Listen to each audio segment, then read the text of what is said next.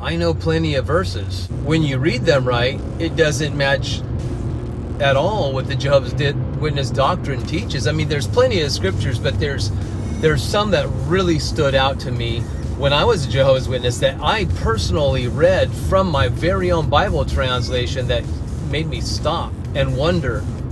Like, how come in the book of John, why did Thomas call Jesus when the Bible says Thomas said to him, my Lord and my God? Why did Jesus allow Thomas to call him God without rebuking him? Now there's two different verses in the book of John chapter 20, the one where Thomas calls Jesus my Lord and my God, and that really stumped me as a Jehovah's Witness. But the Bible says that Thomas said to Jesus, to Jesus. The next thing was, before Thomas saw the risen Christ, he told the disciples, I'm not going to believe he's alive again. I won't believe it until I see it.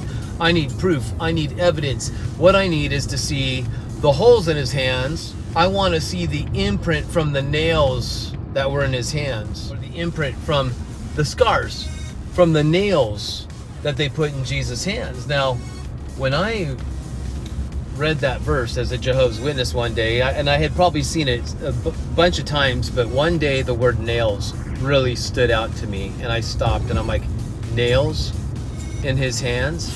Now, my leader said he had one nail going through his hands because he had his hands above his head like this, because he was nailed to a torture stake. They say that the Christians teach it falsely because Christianity is pagan, so they say that Jesus died with his arms above his head like that, crisscross, with one nail going through both hands. And that's all over in their literature.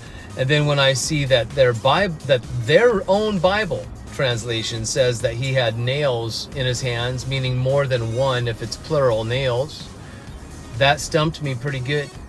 And then when you unravel that, just a whole bunch of other Bible scriptures start to unravel, and you just start to see the lies that you're taught by your religious leaders when you're in that religion.